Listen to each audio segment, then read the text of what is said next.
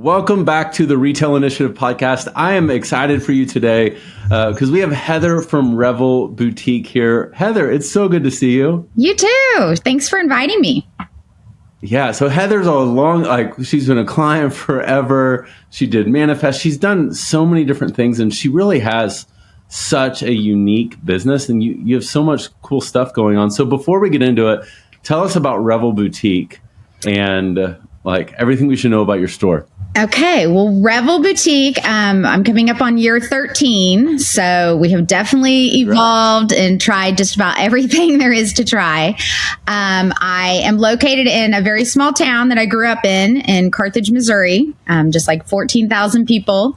I'm an empty nester, so that's kind of unusual in the entrepreneur world, so I don't have any kids at home. But we started out as a brick and mortar, and then with Josh's team, we have grown into an online store also that's thriving. But with that said, I started out as a brick and mortar in a very small area where it was me and Walmart basically. So my store offers a lot of things, but that's changed over the course of time too. We're trying to get into more just a women's boutique. So I would say now we're primarily women's, trendy. We always like to be the first one to have it, whether it's shoe charms or, leopard is back in again, whatever that trend is, that's what we're known for. Behind us, you'll see our name Revel, which is revel in life, revel in the good times, the hard times, whether it's COVID or the economy, revel in the stage you're in, whether you're a new mother, you're an empty nester. So that's kind of what our name is. And I always feel like I am a survivor of a brain tumor. So I do revel in life, like revel in just grabbing whatever it is and going for it and enjoying every moment, whether it's this way or whatever is happening. I love that. Yeah. I love that so much. And what a cool thing to name your business out of something that is probably a helpful reminder from time to time. It is. So you're 13 years, which is incredible. And that's a little bit before, I feel like the last, 6-7 years, boutiques have become much, much more common. A lot of people are really chasing their dream in that, which is a good thing. Yeah. But what was it that gave you that idea 13 years ago to open a boutique? Well, I am very different in that I really started before I even had a storefront. So in 2009, I started, back then that was kind of the eBay days. Pinterest was brand new. Etsy was brand new. There were a lot of new things like that coming on the scene. And as a veteran teacher, I had been a teacher, but then a stay-at-home mom, and like I had said, survived some medical issues. And I was kind of searching for, what do I want to be? I'm going to reinvent myself. I'm well, I'm healthy. I'm not one to sit around. So I first started out as an eBay girl. And so which this is crazy. Really? Yes, you probably don't even know that. I started out, turn your clutter into cash. I was all consignment. I would have come to your house, picked up all your kids' stuff they grew out of and sold it for you. Well, it started growing on me quickly, and I decided I needed a storefront. So I wasn't Revel when I first opened. I was Repurpose Boutique. And my store I started out as consignment. So, I really have baby stepped to get to where I am, which is unusual. I didn't have a business loan. I didn't even own anything in the store. It was all consignment. And because Pinterest and Etsy was so new, I came out with the idea of, I'll do half the store consignment and half artisan, which back then that wasn't even a common term. So I looked up people in a 50-mile radius, picked and chose who had cool things they made, invited them, and opened my store on that platform, like artisan consigners and kind of bougie designer consignment, like upscale. Yeah. Back then it would have been Miss Me jeans and Ugg boots and all the things everybody wanted. And then I just listened to the customer, and it evolved. And after a year, I made a little money, and then I went to market for the first time, and I started buying what Heather liked, and the front of the store became new. And that took over. My business has grown. I always tell people what the customer wanted is what I turned into. So, it became popular that they all call me the picker, that I was a good picker, and everybody liked what I was picking out. And that started becoming a bigger seller. And looking at the numbers, we evolved then, and then our name didn't make any sense. So then we became Revel. So yeah, just crazy story. Yeah. Really.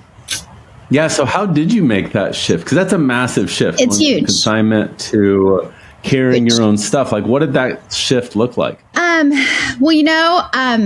It's so important to your customer, because the thing is I had a lot of these upper middle class customers who I sold their used merchandise for them. Well, what happened is they liked the new stuff I picked out. So what would happen is most of my consigners didn't even take a check. They started saying, well, just put my things you sold on credit and I'll spend the money on your cute new stuff. So really, I flipped my customers from working for them to they started shopping from me. It just happened. It was crazy. I mean, I'll be honest, the shift in 2016, I moved from a tiny little strip mall. I started out in a little strip mall. I think I had like 800 square feet. It was tiny. And in 2016, I built a 3,500 square foot standalone building. And that's when I shifted to Revel, and it just kind of blew up. It was just weird. I mean, I think that's what I've learned the most is what you think you're going to be and what you start out. Have an open mind to looking at where you live, your customers, what they want, what your talents are, and be willing to keep your eyes open and like evolve into something totally different and have the open mind that can be as awesome as what you thought you were going to be. So. Oh my gosh. I love that. Because I mean, I don't know. I have a lot of entrepreneur friends, and myself included. I know hardly any that their business looks today like what they thought it would look like on day one. Exactly. But I don't know if any of us would take what we wanted over what we have. Meaning, like, would you want to go back to being consignment? Probably not. And so that flexibility is so important to be willing to adjust. And I do think, like, if I were to add to what you say, I do think there's like I'm a big fan of not having to choose between black and white, but just letting black and white coexist. Yes. Is there's like, who do I want to be and how do I know I can serve my customer and what are they asking for? And those coexist as I think the really good brands are able to stay true to their vision and what they know their impact can look like, while at the same time adjusting to their customer. And I think you've done that incredibly well. Yeah, it's, and a lot of that is even realizing, helping people become what they want to be, fashion wise or shopping wise, or, even, elevating people's style who maybe don't even have the budget for some of the things in your store, but you can help them elevate their style with some of the inexpensive, trendy things. So I think I have a gift for that. And it came from me selling, when I was selling consignment, I was selling really reasonable things to people who, maybe had a family and they were struggling to even dress all their teenagers and stuff. And then I went from that to being a store that sold Patagonia, which is one of the most high-end outfitter brands. So, I mean, I was kind of all over the map. But I always, every customer that walks in your door, no matter what they're dressed like, what they have on, what your first impression might be, I treat them with the same excitement. And, I ask their little kids, hey, do you want a fruit snack? I have them behind the counter. Whatever your thing is that you do, you treat everyone the same way, because some of those people turn into my, close friends, best people. So. Mm-hmm. No, absolutely. So one of the things that you mentioned is how small your town is. And I talk to so many retailers that are in these tiny towns, And I think they get discouraged thinking that they can only grow to be so big. What has it looked like for you to grow? And we'll get to the online stuff in a minute. But I don't think that the only answer to a small town is online sales. No. I do think that there's other ways. So like, what does it look like for you to grow being in a small town with a limited population? Like, what does that look like for you? Okay, well, going back to the beginning when I started, I did a lot of what I call footwork. And I think when you're in a small town, you have to be open to that. For example, we're one small town, but there are a cluster of probably 20 more little small towns around us. And we kind of all are around a town that's called Joplin, Missouri. Some of you might know it from the tornado years ago. And it's our bigger town where we go to Target or something like that. So what I did in the beginning is I kind of looked for niches. So like a niche for me has always been game day, because the thing about small towns is they're very prideful. So they love their little high school football teams and things like that. So I hit the towns. Like when I first started out and I had, my artisans making little stuff for every little town, and I would go to a different Friday night football game for every little town around me. And I would reach out to their booster club and say, hey, I would love to come to your Friday night, set up a tent, sell, Lamar Tigers or Neosho Wildcats, and I'll give 20% back to your booster club.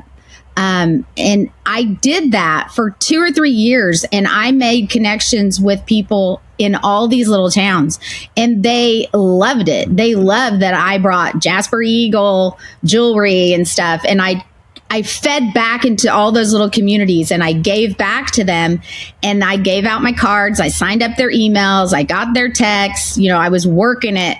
It was exhausting, but it was fun. I took my teenage daughters with me. And that's how I grew. Like I've always told people, if I relied on just Carthage, I would have gone out of business, year 2. But I became this, like, everyone would drive 20 minutes, 30 minutes, and they'd come to Revel because I had their team or I did this or, and we would do, once I quit going to their games, we turned it around to do a give back party. So all their booster clubs, October, November, December, could book a little party, do it on a night we're closed on a Sunday, have all their little student council or whatever come shop for Christmas, and we give back 20%. It was just networking, really. It's like networking for my husband's corporate job, but I was going out doing it for all these little communities.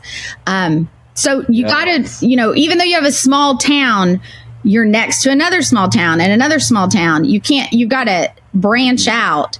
And that goes a long way when you're willing to give back to all their little towns and you care about all their little causes. People don't forget that kind of stuff. It's something you can't buy. You have to earn it. I love that. I mean, so many retailers I talk to, like, I think sometimes we get this idea because we can look at what you're doing today and be like, okay, she's doing this on social and she's doing this with paid ads and she's doing this with email. So I need to do that on social, that with paid ads, that with email. But when I look at a lot of really successful brands, the early days really were like, hey, can I throw a party at your house and you invite your friends and I'll give you 10% of what I sell? Right. And can I do like this little pop-up in a store, going to football games? It's filled with like old school marketing. And what's fascinating that I've seen is like those kind of efforts that you talk about maximize the stuff you're doing on social, the stuff you're doing on ads. Yeah. But if we just start and I think that Instagram's going to blow us, unless you're already like a successful influencer, unless that's you gotta like hit the road. And I don't mean like road shows or anything. No. You gotta like get face to face with some people. You do. And just doing things like the first few years, like when you do your 1 year anniversary or your 2 year anniversary, don't make it just about you. We would do something every day that whole week, and we might give out a free coffee coupon to everyone that shopped, and they go turn it in at the local coffee shop, and then I settle up with her at the end of the week. So we collaborated. I've always been big on like pulling in all the other little people in town, in your area, and like giving back to them. And when you reach out and do that, she'd be like, oh, that'd be great. I'll give you all your coffees half off or whatever, So being like a collaborator and making it like a community thing, that goes a long way too. But you are right with the younger. I think that would be my advice to the younger entrepreneurs, because the one thing I have noticed, we've recently, we're always looking for the hat bar or the charm bar or whatever the latest thing is. And we'll look for a local vendor to come in and, hey, come in and set up your hat bar during our open house. Well, the honest truth is they're starting out. We're giving them our customer base to come in. And between you and I've been a little surprised, because I'm old school. I turn around and spend $500 and buy my daughters and everybody a necklace, and they don't offer me anything in return for having them in my store. I haven't had one single young one yet offer me anything. And the mom in me and the teacher in me wants to pull them aside and be like, hey, I don't care. I'm just trying to help you out. But the next place you go, you really need a plan. Like, you should be saying, hey, if you have me, I'll do this. But I don't know if they're not teaching that in the college, they're teaching more the younger, I don't know, but that I notice it a lot lately. Like, I'd say in the last 2 years, I haven't had a single one of them want to partner, like what you call the old school, pat each other on the back kind of thing. Yeah. I mean, it's old school business building, and the stuff never moves on. And I think we can get away from that whole idea of face to face and gratitude. And it's not, at least to me, it's not explicitly about the thing that they're giving. It's the feeling behind it. It's the gratitude that they're expressing with those kind of actions. Exactly. Regardless of what it is. Honestly, they could buy you a gift and it still is like, or a follow-up thank you note, even like a follow-up thank you note, or a post that thanks for coming in and tags us the next day or something.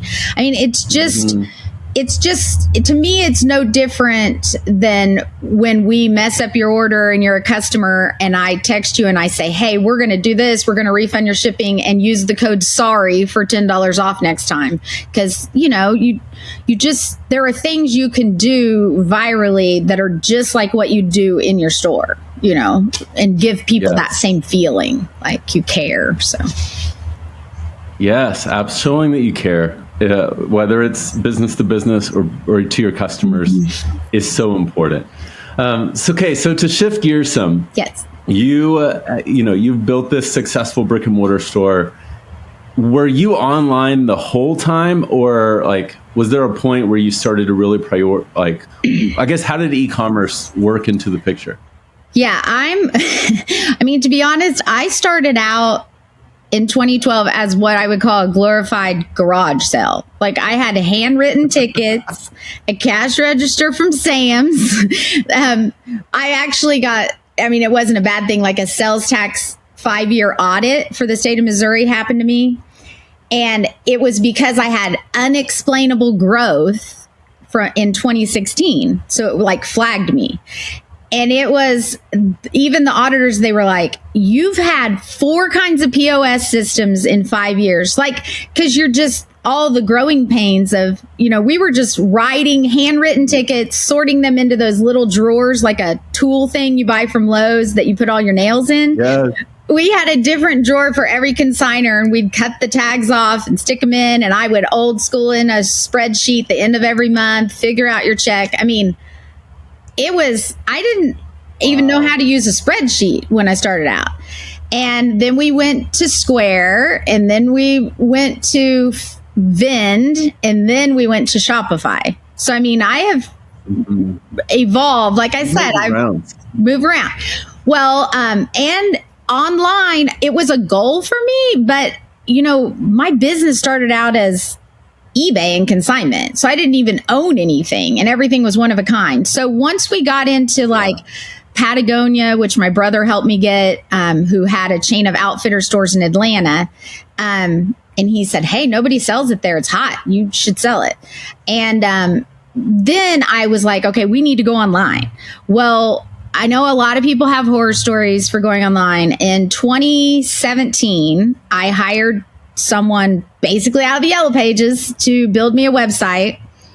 And it's almost comical. I mean, the guy had a nervous breakdown. He got a divorce. His wife left him. Like, his whole life fell apart. Oh, wow. And my website fell apart with it. Like, he had it almost done. He just like deleted it all. It was like a nightmare.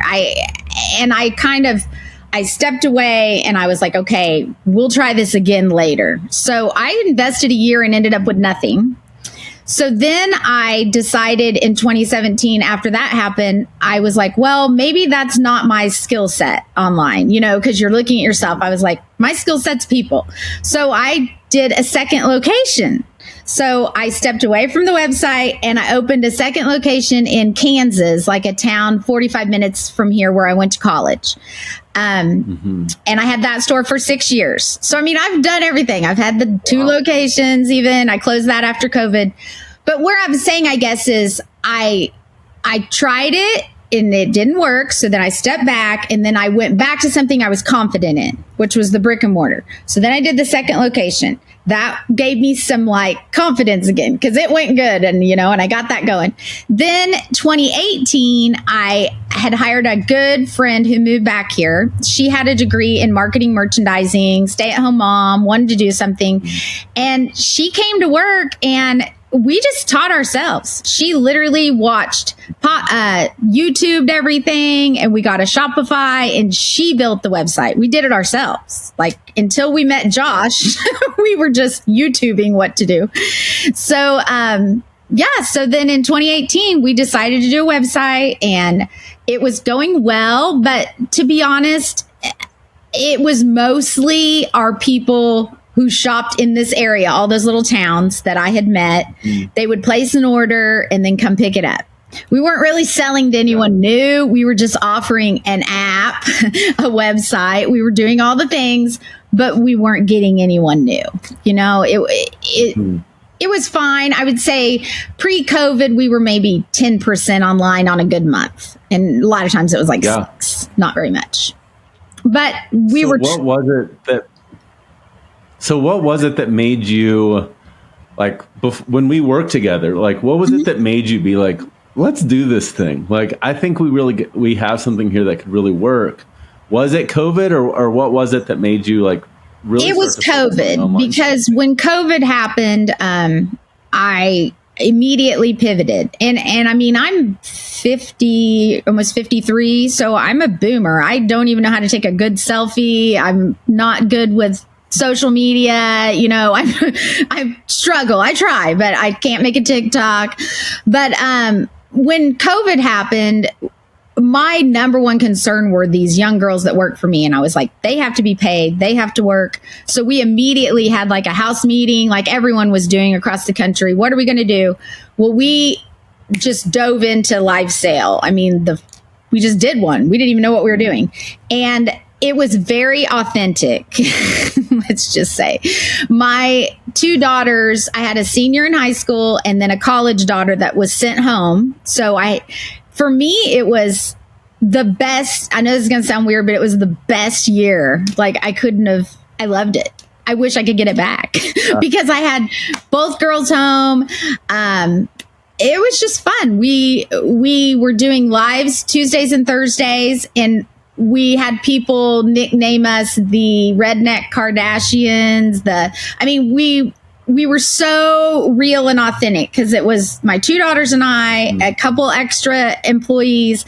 We turned it into almost like people around here called it the show on Tuesday and Thursday night.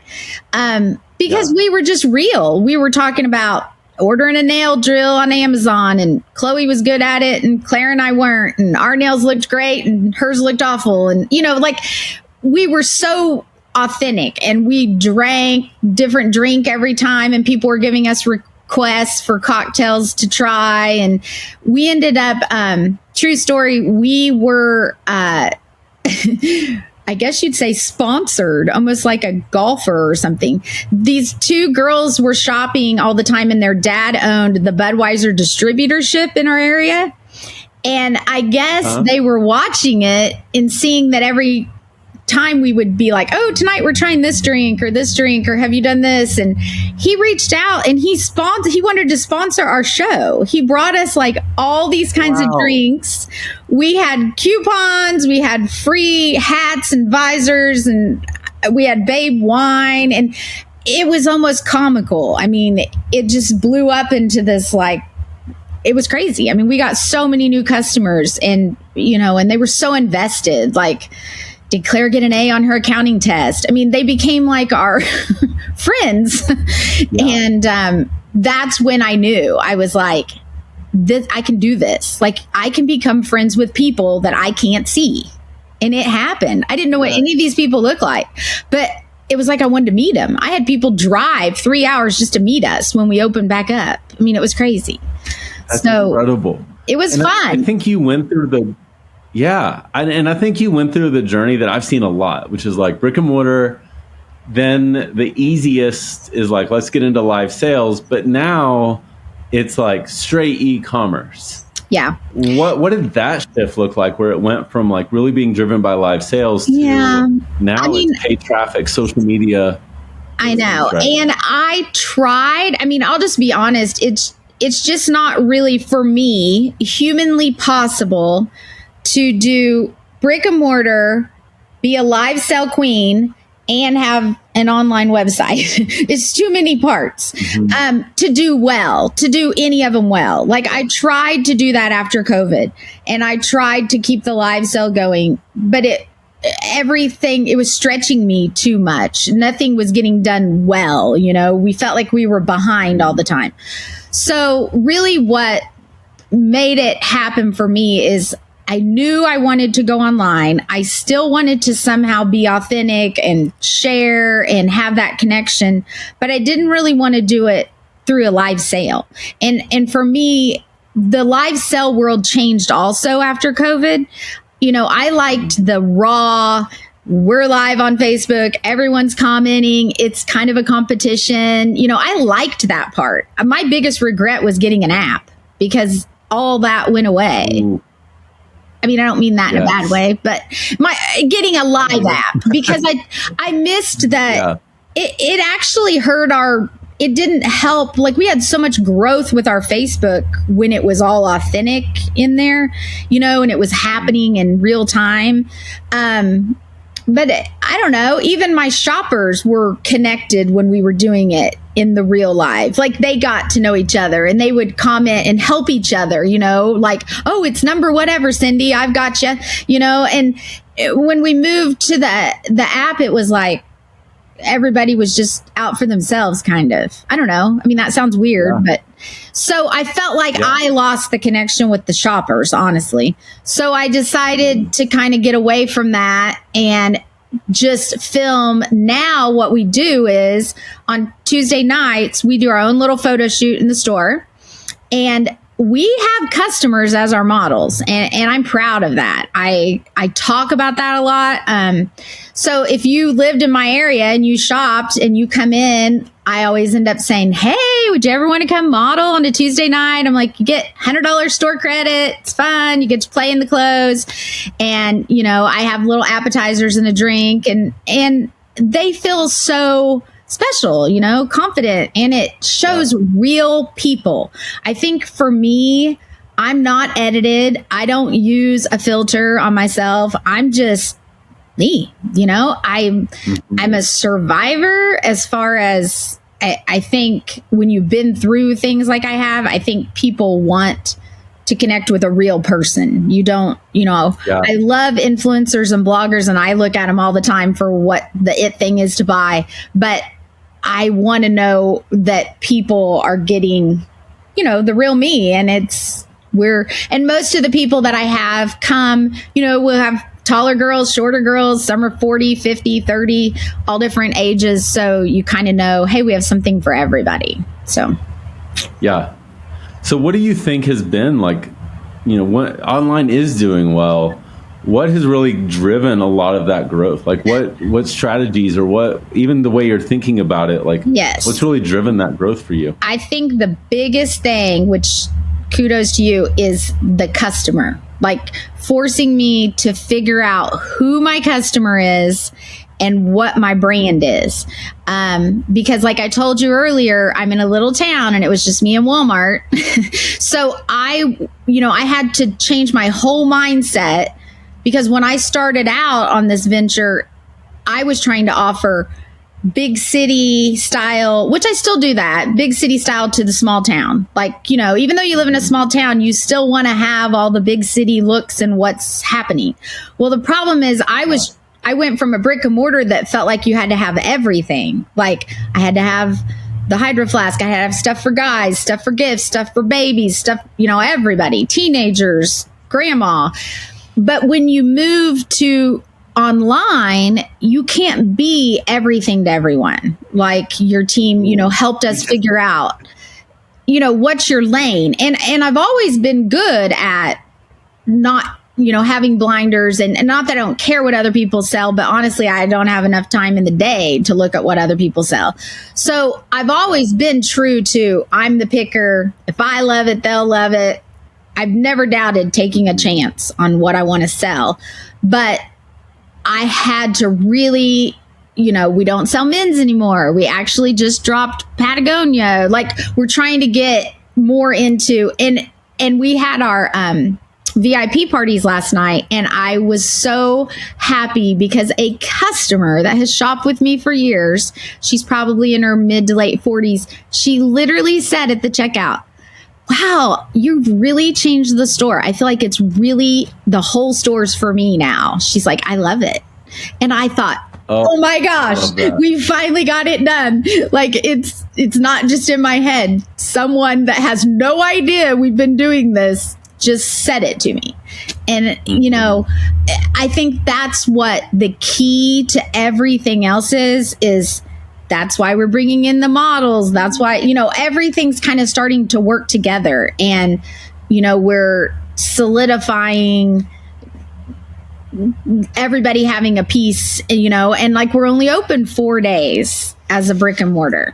And a lot of people are surprised I do that, but it hasn't affected my sales at all for local, but it gives me the time to have the photo shoot and focus on the reels and do the things that need to be done for the online. And when I was looking at our numbers, and as they're growing, if we're getting to 70 and 80% online, I need that time. Like there's no reason for me to be open 7 days a week when only 20% of my sales comes through the front door. So, I've just, and I've learned that people will come. The local people that love us, I could be open 2 days and they'll come. I mean, they're going to come when you're open, I mean, you have to have faith in that. You have to have confidence in your customer base that we've already hooked you. You've got our text for 9 years. If we text you that we closed on Tuesday, you're going to come Wednesday. I mean, they will. You have to believe it. Right. So, yeah. So I want to ask, as we wrap up, I remember that idea of the perfect customer was not always like an easy accept thing. And I know that there are people listening to this right now that they're like, yeah, Heather, that's great for you.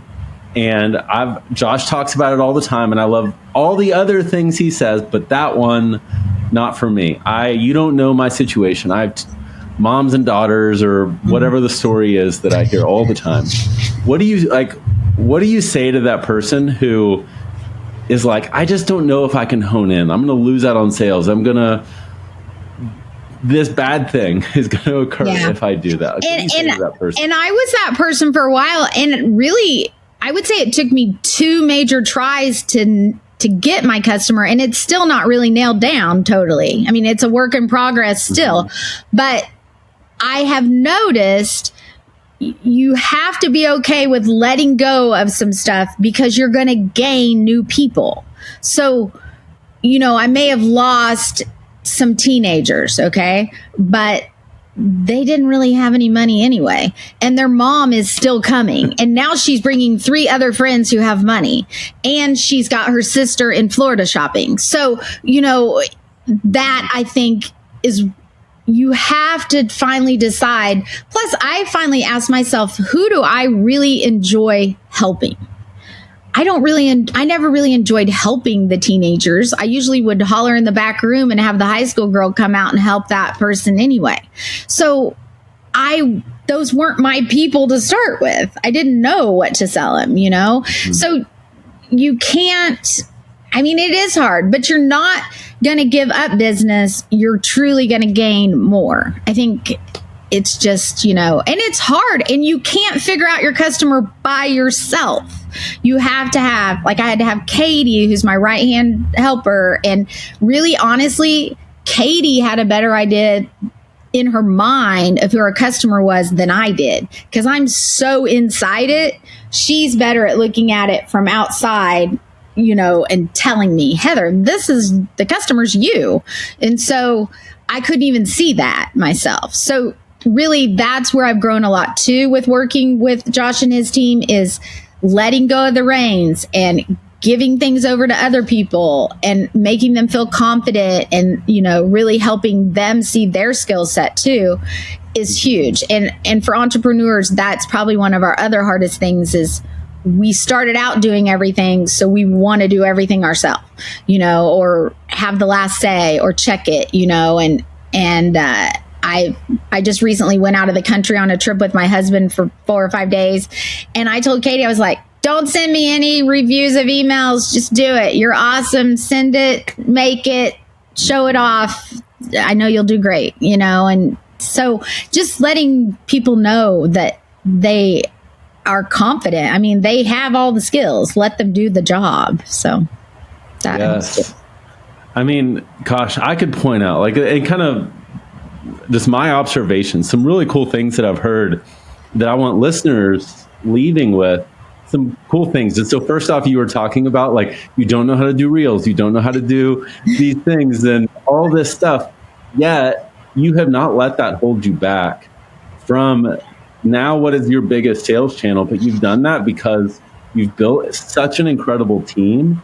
You've gotten help, whether it be from us and other resources, some education type things, some services, but you've really been able to utilize having a team. And I have to give kudos to Katie, because I've gotten to work with her, and you have, you have several great team members, but man, she is a rock star. Yes. And the other thing you said that I love, and not even that you said it one time, you actually said it about a lot of things, is your skill to prioritize, and kind of the idea of when you say yes to one thing, you're saying no to another.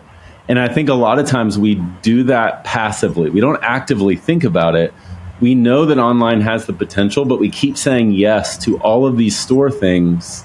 And that means that online will never grow because we're constantly saying no to it.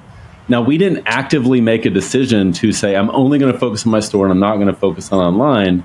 We just woke up and did our routine. The way you've been able to prioritize saying yes to what would grow this thriving part of the business meant closing your store for a few days. Right. And you know what? That's amazing for you. And so I think listeners can leave with is it doesn't mean you need to close for a certain amount of time or whatever those things may be, but it is the thought of when I'm saying yes to this thing, what am I saying no to? And is the things I'm saying yes to daily, is it moving me closer to where I want my business to be? Or is it just keeping me where I am, and then you're going to stay where you are?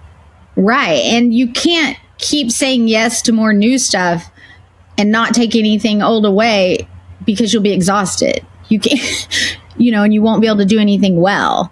And even on the money side of it, when I decided to hire your team to do our ads, which is really why our online has grown, because we, maxed out our ad ability on our own, which was great, that you taught us how to do too. And then when we reached that plateau, it was time for your team to help us go further. But for me to be able to invest in that, I cut my TV and local ad money. So I'm not spending as much on advertising in this area this year for fourth quarter, because I'm putting more money into growing my ads for online. So it's, the money, you have to look at it the same way as your time. I already have this build up around me. They know I'm going to do my Black Friday. They know what, they get the text, they get the email. I don't have to spend $2,000 on TV anymore but I can spend it on Facebook ads and increase that. So. Gosh, I love that. Well, Heather, I have loved this conversation. You have such a cool story, and the things that you've done, I think you are brilliant. Well, for people that want to find you, where can they find Revel online, and where can they find you on Instagram? Okay, so shop Revel, revelboutique.com is our website. And then our Instagram is the same, shop Revel Boutique, and our Facebook. And then I'm Heather Orscheln. But I don't post much on my personal. Remember, I'm a boomer. I don't do anything exciting on my personal Instagram. That's on my list of things to try to work on, but sometime. But yeah, we love, and we drop new things on Monday. We try to do Mondays and Thursdays, and all of those guest models, we talk and we make videos when we try the clothes on and connect with them and talk about what they're wearing and how everything fits. And Katie always puts all of those on our story the days that the collections drop. So that's kind of my version of a live, because I don't do the lives anymore, but the people who follow us can tune in and get all that personal information about the clothes that way. So, yeah. I love it. Awesome. Well, Heather, thank you so much for being here. It was a pleasure to have you. Thanks. All right. I'll see you next time. Okay. Hey, thanks for tuning into this episode of the Retail Initiative podcast. If you want more free resources, trainings, downloads, you can get those at madebycapital.com/podcast. Again, that's madebycapital.com/podcast. And for those of you that are serious and really want to take the success that you've built in your brick and mortar storefront and you want to create that same level of success online, I invite you to schedule a free call with me at madebycapital.com/schedule. Where we'll dig into your business, like where things are now, where you're wanting to go, getting really clear on your goals, and what are the 2 or 3 things that might be standing in the way of getting there. Now, look, if we're a good fit, I'd love to share what that looks like. And if not, my hope is that you leave with clarity on where to focus for you to reach your goals. So again, thanks for tuning in. And as always, leave a review, make sure you're subscribed, and I cannot wait to see you next time.